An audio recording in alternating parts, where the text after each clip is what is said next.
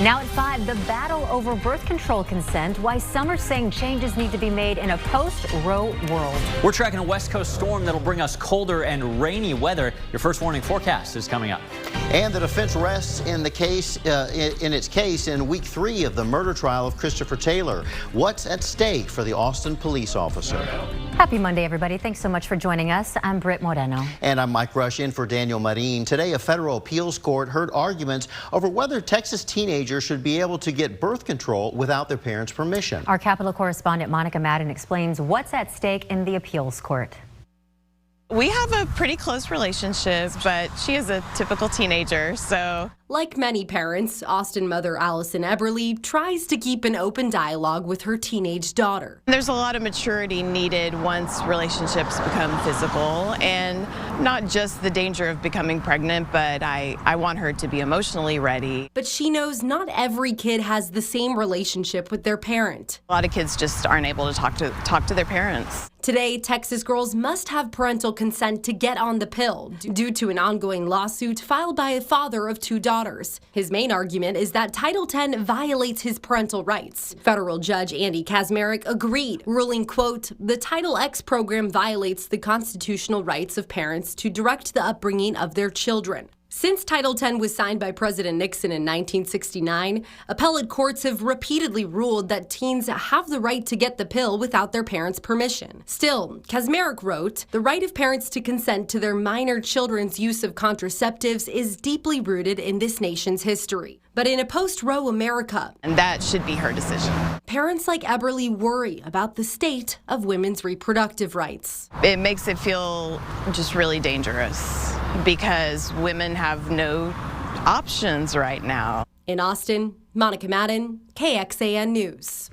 Now, judges on the 5th Circuit Court of Appeals did not issue a decision after today's hearing, and it's not clear when they could rule on this case. Let's look at the teen birth rate here in Texas. The most recent data is from the CDC in 2021. At that time, the birth rate here was 20.3 per 1,000 females ages 15 to 19. That rate is in the top 15 highest in the country, but Texas teen birth rates have decreased each year, dropping from a rate of just over 30 in 2016 and over 61 in 2005. In 2020, the Texas Board of Education changed sex education standards in schools. Curriculum now includes anatomy, contraception, condoms, and STI prevention in middle and high schools. It also teaches students about healthy relationships and physical boundaries. But parents can opt out of having their kids learn sex ed in school. While schools can teach students about condom use, they cannot hand out condoms to students. Within the last hour, the defense rested its case in the murder trial of APD officer Christopher Taylor. Taylor is on trial for murder in the death of Michael Ramos in 2020. The jury is hearing from expert witnesses at this stage. The first provided another reconstruction of the scene. This one focused on what Officer Taylor may have seen.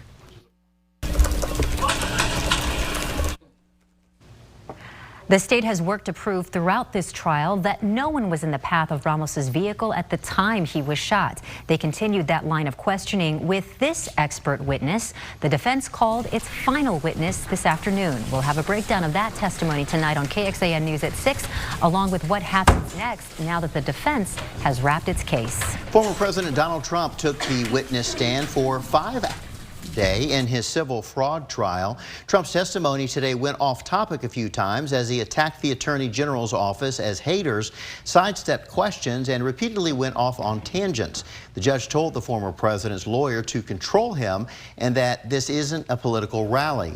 His sons Donald Trump Jr. and Eric Trump testified last week. His eldest daughter, Ivanka Trump, is scheduled to testify on Wednesday. And Trump is not expected to participate in the 3rd Republican presidential primary debate on Wednesday. And this will be the first one since former Vice President Mike Pence dropped out of the race. NBC Nightly News anchor Lester Holt and Meet the Press moderator Kristen Welker will moderate the debate. They'll also be joined by Hugh Hewitt from the Salem Radio Network. You can watch it right here Wednesday on KXAN at 7 p.m.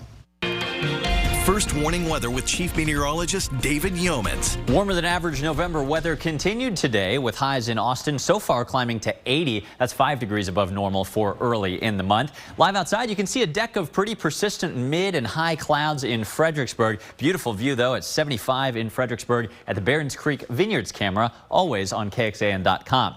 The clouds are streaming in from the southwest, pretty widespread, blocking your early sunrise just a bit tonight. But those are just high clouds, not the kind that produce any rain. We won't see that tonight. Coming up, I'll show you how long this muggy November weather lasts as we are tracking a strong cold front, days of chillier weather, and several periods of rain that will follow. We'll time it out next. David, thank you so much. As Israel enters its 5th week of war with Hamas, calls for a ceasefire are growing louder, with demonstrations held in cities around the world, including right here in the United States. Yeah, and this comes as the White House says a call between President Biden and Israeli Prime Minister Benjamin Netanyahu included a discussion of a pause in the war. Here's NBC's Tracy Wilkins with the details. Israeli troops may enter Gaza City today or Tuesday in ground warfare that's expected to increase casualties on both sides of the conflict. Hamas is reporting that over the weekend, Israel struck a refugee camp in Gaza, killing dozens, according to NBC News. Israel's military is not commenting on that claim. This as U.S. Arab allies are pleading with the U.S. to rein Israel in. Human values dictate that we work for peace and we stop this madness. U.S. Secretary of State Antony Blinken heard those calls firsthand during his weekend trip to the Middle East. Every country I talk to is looking for us to play a leading role with our diplomacy to try to make progress on all of these different aspects of the crisis. Blinken spent the weekend building support for President Biden's call for Israel to take humanitarian pauses in Gaza to help free more than 200 hostages, including some Americans, and allow for the safe transport of food, water, and medicine. Israeli Prime Minister Benjamin Netanyahu and his allies are rejecting calls for a pause. Prime Minister Netanyahu is going to do what he wants to do here. And look, this has been obviously the pattern with him with multiple U.S. presidents. Protesters across the globe and in the U.S. held demonstrations this weekend. During Sunday's New York City Marathon, pro-Israeli and pro-Palestinian supporters holding dueling protests. In D.C., tens of thousands of protesters called for Israel to cease fire, something the U.S. does not support. Palestine! Free Palestine! While mostly peaceful, those protesters left their mark, smeared red handprints on the walls and gates of the White House, representing blood. In Washington, Tracy Wilkins, NBC News.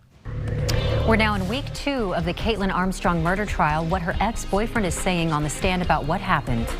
And the group working to make sure that we all stay safe getting home in the dark this evening, even people who don't drive. Plus, what you need to know before heading to the polls tomorrow and where to find them.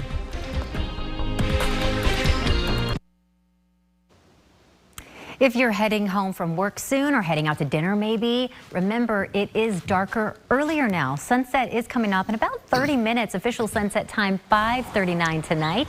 Vision Zero, the local group working to slow crashes on the road, wants to remind you that not everybody drives to get from point A to point B. Many people walk, take the bus, or ride their bikes. Slow down, turn your lights on, be a little bit more aware, and take care of our more vulnerable people on our roads. And we'll hit total darkness just after 6. So safe travels, everybody.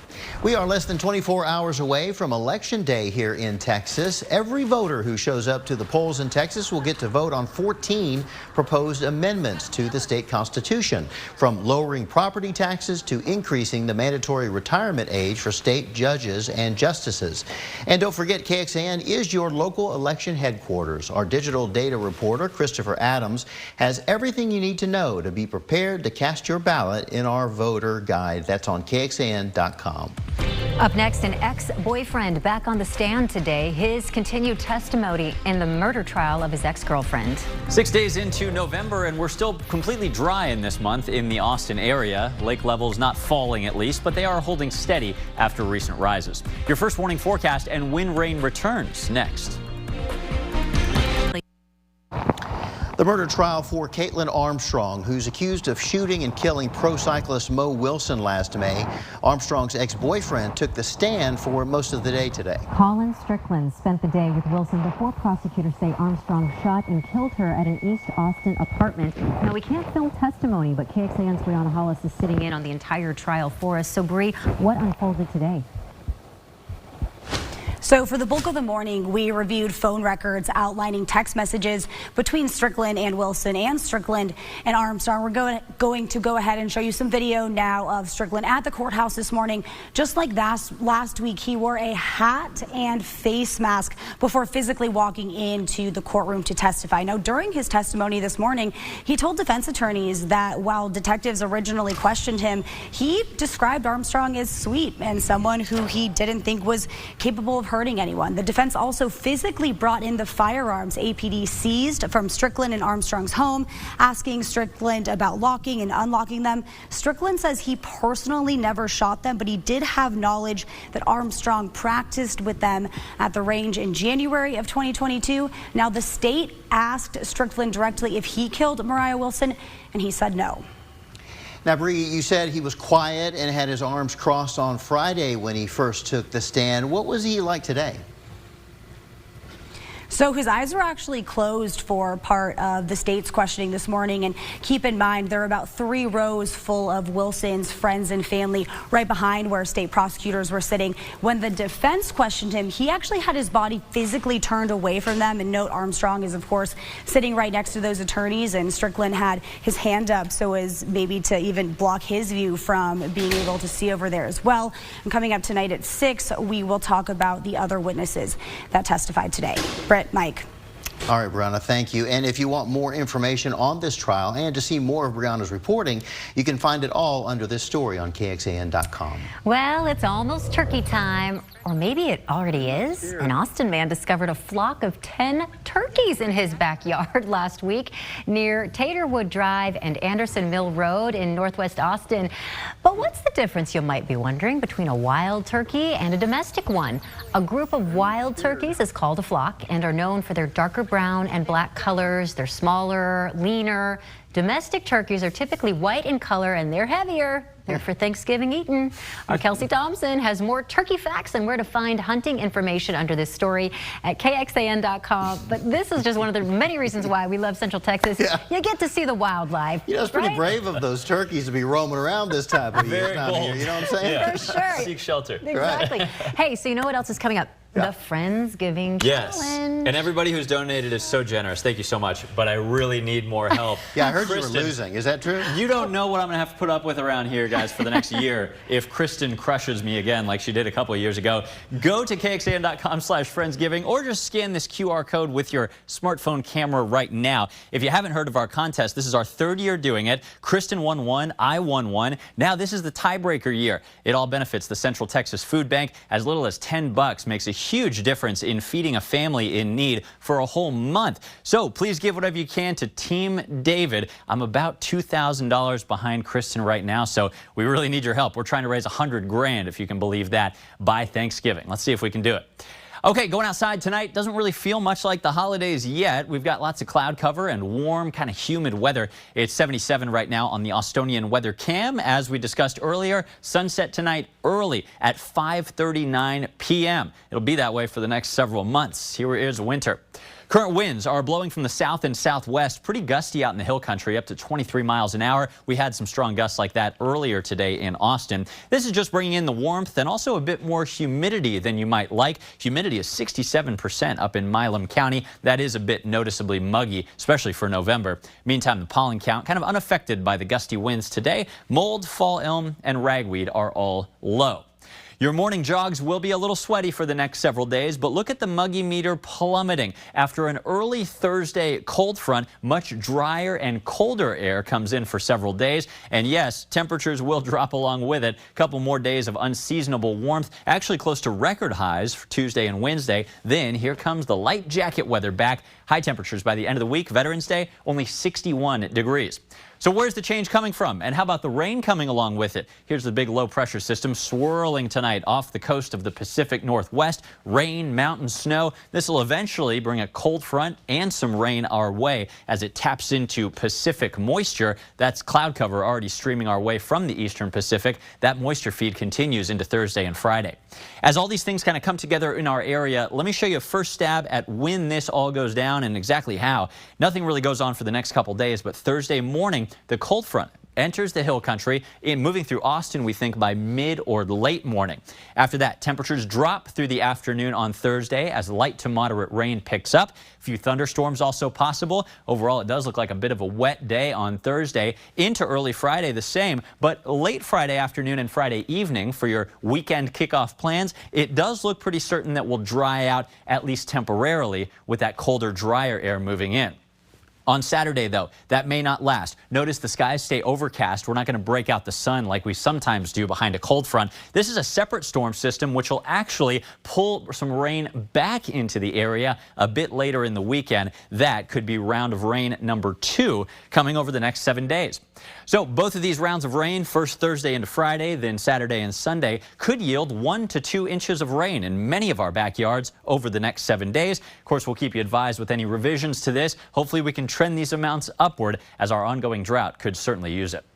Tonight's forecast, light south-southwest winds, partly cloudy skies, increasing toward dawn. 63, very warm for this time of the year. 86 on a sunnier and warmer day tomorrow. I think we'll see a little more sunshine than we did today, both Tuesday and Wednesday. After that, a likelihood of rain Thursday into Veterans Day morning. Look at the chilly weather sticking around, not only Friday, but Saturday, Sunday, Monday. High temperatures well below normal, close to 60, with lows in the 40s. The first round of rain clears midday Friday, but the second round develops late Saturday into Sunday. Some cold, steady rain, a welcome sight for our low lake levels. David, thank you so much. We would like to share stories of inspiring women here in Central Texas, and we need your help. Tell us about a remarkable woman in your life. You can go to KXAN.com to nominate someone from your community. Look for the Remarkable Women tab on our front page or point your phone camera at the QR code on your screen. It will lead you to the nomination page. We're taking nominations through the last day of November, and then we'll pick 4 finalists and feature their stories here on KXAN. Our local winner will travel to Los Angeles, where the National Remarkable Women winner will be chosen. Still to come, a mysterious find at a Florida thrift store. What police are doing to figure out how it got there. Right now, a combative Donald Trump takes the stand at his civil fraud trial. The former president's fiery testimony. We are there. Plus, exclusive reporting from Gaza. We're with the Israeli military as they try to destroy the Hamas tunnels on Nightly News. The capital murder trial of a convicted felon accused of shooting and killing 2 women at Methodist Dallas Hospital is starting today with jury selection. Police say Nestor Hernandez was out on parole with permission to go see the birth of his child at the time of the shooting in October of last year. Now, once he was in the room with the baby's mother, he became angry and accused his girlfriend of cheating on him. He then began hitting her with a pistol he brought into the hospital. Then he shot and killed a nurse and a social worker trying to defuse the situation. The case even leading to a change in Texas law. Governor Abbott signed SB 1004, which states parolees and people out on bond will face a felony charge if they knowingly remove or disable their ankle monitor. Hernandez faces a life sentence without the possibility of parole. Thrift stores have a bunch of unusual things, but a shopper at a Fort Myers, Florida store found something quite strange in the Halloween section. It was a human skull. The store owner said the skull was located in a storage unit that was purchased years prior. They were hired to clean it out. The sheriff's office was called to the store and handed it over to the medical examiner's office for testing. They do not believe it to be suspicious, but are hoping to find out more about the skull and how it got there. I wonder if that one was on sale.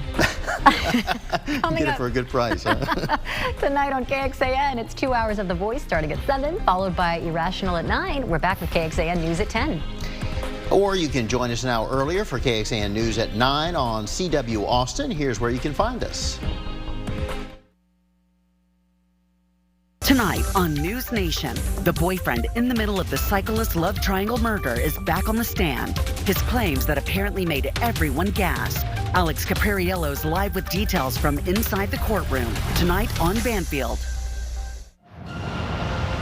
Residents say that the EPA says stuff publicly and then privately they say another thing. It's just really shocking to hear these things. It's clearly contaminated. Thank you for keeping this story alive.